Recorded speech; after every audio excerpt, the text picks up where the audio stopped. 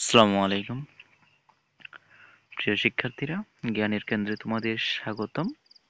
আজকে অষ্টম শ্রেণীর বাংলা বিষয়ের তোমাদের কিছু আহ, বার্ষিক পরীক্ষার কিছু নমুনা প্রশ্ন তোমাদের আলোচনা করব, বোঝানোর চেষ্টা করব। তোমরা একটু পুরো ভিডিওটি টেনে না দেখে পুরো ভিডিওটি দেখবে, এবং যারা চ্যানেলটি সাবস্ক্রাইব করো নাই তারা চ্যানেলটি অবশ্যই সাবস্ক্রাইব করে পাশেই থাকবে, আর যারা করেছে তোমাদেরকে থ্যাংক ইউ সো মাচ।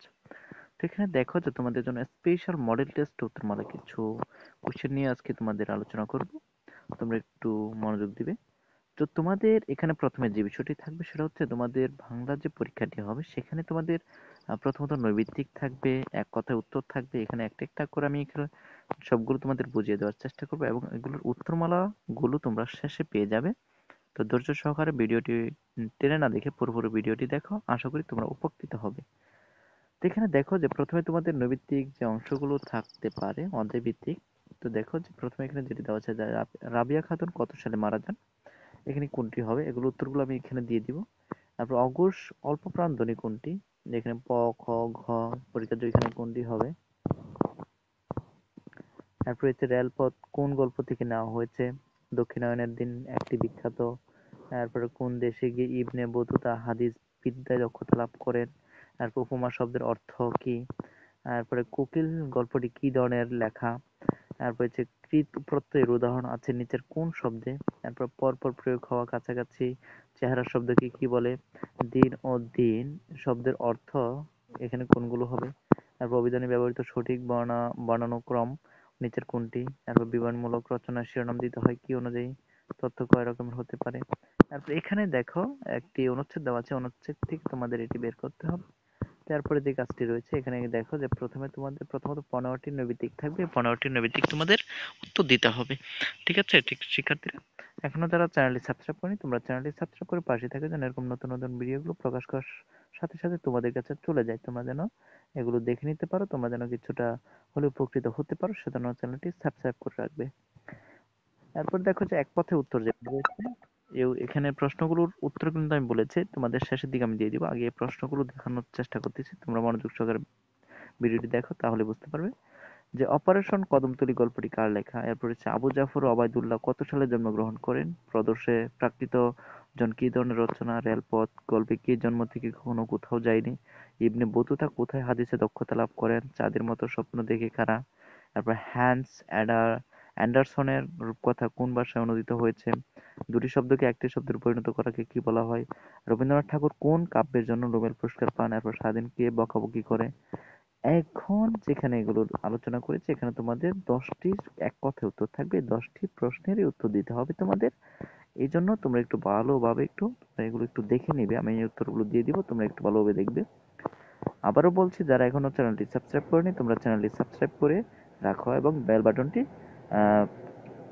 চেপে রাখো, ক্লিক করে রাখো।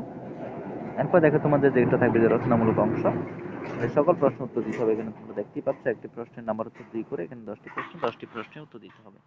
এখানে বলা হচ্ছে কি কি আবার হবে আমার মতো গুম গুম ধরেছে কথাটি কতটুকু প্রাসঙ্গিক, নিচের সমাচ্চারিত বিন্যাসক শব্দগুলো দিয়ে বাক্য তৈরি করো। এরপর নির নির চর চর এগুলো দ্বারা কি বোঝায়। এরপর মা গো ওরা বলে কবিতায় মায়ের কি ধরনের চিন্তা বা আবেগ প্রকাশ পেয়েছে, তুমি কি কখনো রেল লাইন দেখেছো বা রেল চড়েছো, তোমার অভিজ্ঞতা বলো। এরপর রবীন্দ্রনাথ রচনা লেখক সম্পর্কে বলা হয়েছে, দেশে কিংবা দেশের বাইরে ভ্রমণের ব্যাপারে তোমার কোনো অভিজ্ঞতা, ইচ্ছা বা মতামত থাকলে তা উল্লেখ করো। এরপর কবিতার বিষয় সম্পর্কে লেখকের ভাবনা কি, তোমার চারপাশে এমন কি কি বিষয় আছে যেগুলো নিয়ে তুমি কবিতা লেখা যেতে পারে।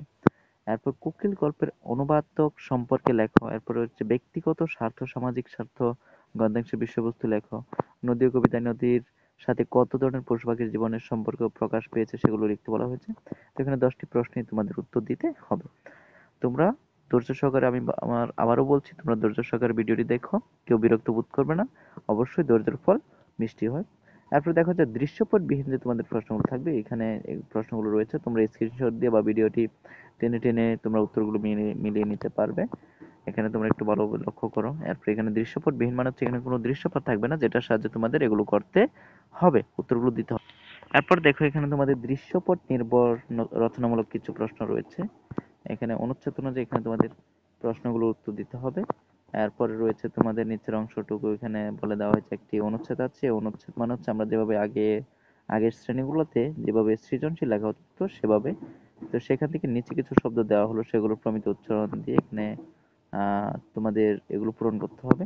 এখানে যে প্রশ্নগুলো আছে এগুলো শেষ করতে হবে। এরপর 18 নম্বর সেম দেখো যে একটি অনুচ্ছেদ দেওয়া হয়েছে, এখান থেকে কোনটি যুক্ত আছে, এখানে প্রত্যেকটার উত্তরই দিতে হবে। এখানে দেখো এখানে আমি সকল প্রশ্নের উত্তর দিয়ে দিব, কি কি রয়েছে তোমরা একটু ভালো দেখে নাও। তারপরে এখানে তোমরা দেখো যে সবগুলো এখানে সৃজনশীল রয়েছে, বাকি শেষের দিকে সবগুলো সৃজনশীলের মতো। তো এখানে দেখো তোমাদের এখন উত্তর দেখানোর চেষ্টা করব। তো এখানে উত্তরগুলো তোমাদের যাদের চূড়ান্ত প্রস্তুতি রয়েছে, সেখানে তোমরা লেকচার চূড়ান্ত প্রস্তুতি যাদের রয়েছে সেখানে তোমরা এই যে দেখো, এখানে প্রথমত তোমরা বহু নির্বাচনী প্রশ্ন উত্তরগুলো এখানে পেয়ে যাবে। যেমন 2001 নম্বরে হবে যে 2021, 2 নম্বরে হবে ক, প, তারপর 3 নম্বরে উপন্যাস, পথের পাঁচালী, সিরিয়া, তুলনা, কল্পনা নির্ভর, এখানে এগুলো হবে। তারপর 2 নম্বর যে এক কথায় প্রকাশ ছিল, এক কথায় উত্তর, সেগুলো এই যে এখানে এগুলো হবে, তোমরা একটু অল্প লক্ষ্য করো। আবারও বলবো, যারা চ্যানেলটি সাবস্ক্রাইব করনি তোমরা চ্যানেলটি সাবস্ক্রাইব করে নাও। এরপরে তোমাদের সংক্ষিপ্ত প্রশ্ন যেগুলো ছিল তোমরা এই যে 5 পৃষ্ঠা 47 পৃষ্ঠা এগুলো করে নিতে পারবে। তোমাদের সকল লেকচার চূড়ান্ত প্রস্তুতি কিন্তু এক, তোমরা এটা মনে রাখবে। আর রচনামূলক প্রশ্ন তো দৃশ্যপটবিহীন, এগুলো তো এই যে এখানে উত্তরগুলো দেওয়া আছে, এত পৃষ্ঠা বের করলে তোমরা এগুলো আনসারগুলো পেয়ে যাবে। তো এখানে দেখো এই যে এগুলোর উত্তর দেওয়া আছে। তবু যদি তোমাদের বুঝতে কোনো অসুবিধা হয় আমার সাথে যোগাযোগ করতে পারো, আমি তোমাদের বোঝানোর চেষ্টা করবো, আর দেওয়ার এগুলোর উত্তরগুলো আরো সুন্দরভাবে দেওয়ার চেষ্টা করব। তোমাদেরকে অসংখ্য ধন্যবাদ পুরোপুরি ভিডিওটি দেখার জন্য প্রিয় শিক্ষার্থীরা। ধন্যবাদ সবাইকে।